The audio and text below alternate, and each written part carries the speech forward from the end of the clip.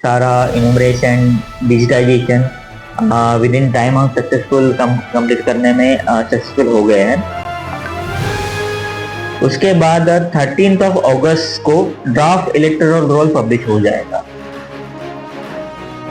13 अगस्त से 12/9 तक क्लेम्स एंड ऑब्जेक्शन का पीरियड स्टार्ट हो जाएगा। हमें ड्यू टू कंस्ट्रेंट 5 बूथ बढ़ाने पड़े। टोटल बूथ हो गए हैं 206।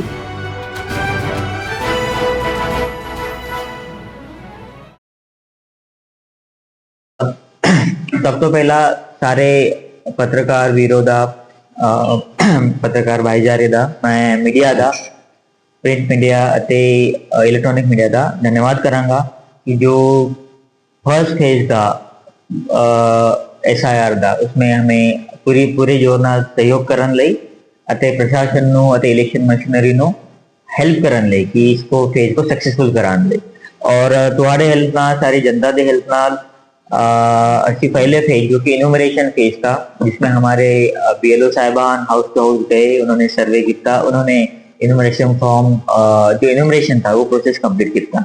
वो हमारा प्रोसेस कंप्लीट हो गया है 3 अगस्त में। सारा इनोमरेशन डिजिटाइजेशन विद इन टाइम हम सक्सेसफुल कंप्लीट करने में सक्सेसफुल हो गए हैं। उसके बाद जो प्रोसेस होगी मैं पहले आपको एक्सप्लेन कर देता हूँ एंड इसमें जो इश्यूज आएंगे वी विल डिस्कस इस लेटर। इसके नाल जो इनोवेशन फेज चल रही थी हाउस टू हाउस SIR दी, उसके नाल ही हमने एक और टास्क कंप्लीट कर लिया है रैशनलाइजेशन ऑफ पोलिंग बूथ का। जो भी पोलिंग बूथ समय समय पे जिन पे नंबर ऑफ वोटर्स बढ़ जाते हैं एंड फिर उसमें एज पर ECI गाइडलाइंस अगर हमें एडिशनल बूथ बढ़ाना पड़े या फिर कम करना पड़े या फिर मर्ज करना पड़े तो ये प्रोसेस रैशनलाइजेशन में काउंट होती है and we have completed that process also. उसके बाद 13 अगस्त को ड्राफ्ट इलेक्टोरल रोल पब्लिश हो जाएगा। अभी प्रिंटिंग का प्रोसेस चल रहा है। जो ड्राफ्ट इलेक्टोरल पब्लिश होगा सारे गवर्नमेंट ऑफिसर्स में सारे बूथ्स पे पब्लिश होगा। वहां पर फिर लोग जाके अपना डेटा जैसे नाम हो गया बाकी डिटेल्स हो गया वेरीफाई करवा सकते हैं। अगर उसमें कुछ इश्यूज है, नाम में कुछ गलती है, नाम आया नहीं आया है, फिर फादर का नाम गलत है, कोई और इश्यूज है तो they can apply to ERO with specific form जो भी फॉर्म 6 है, 7 है, 8 है। थर्डली उसके बाद 13 अगस्त से 12/9 तक क्लेम्स एंड ऑब्जेक्शन का पीरियड स्टार्ट हो जाएगा। इसमें जो भी क्लेम्स एंड ऑब्जेक्शंस है वो सुने जाएंगे ERO वालों and ERO will decide subject to his satisfaction, his और her satisfaction. Similarly same period में 13 अगस्त से 8 अक्टूबर तक this will be the phase of disposal of claims and objection. Parallelly वो डिस्पोज ऑफ भी होते रहेंगे।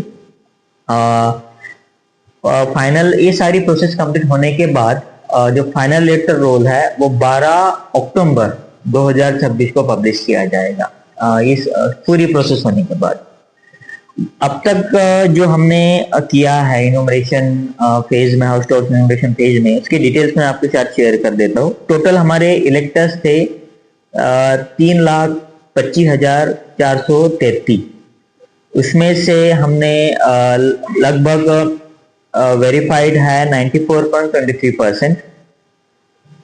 7,243 are not mapped, this is 2.22%। जो ASDD लिस्ट है, ASDD यानी अब्सेंट, शिफ्टेड, डेड या फिर डुप्लीकेट वोटर जो कि इधर उधर चले गए हैं या फिर उनकी डेथ हो गई है, they are included in the ASDD list. वो हमारी फिगर है total 18,780 which is roughly 5.77%। And उसमें से डेथ केसेस है 9,614, शिफ्टेड केसेस है 5,250, absent cases है 2,755 and so forth।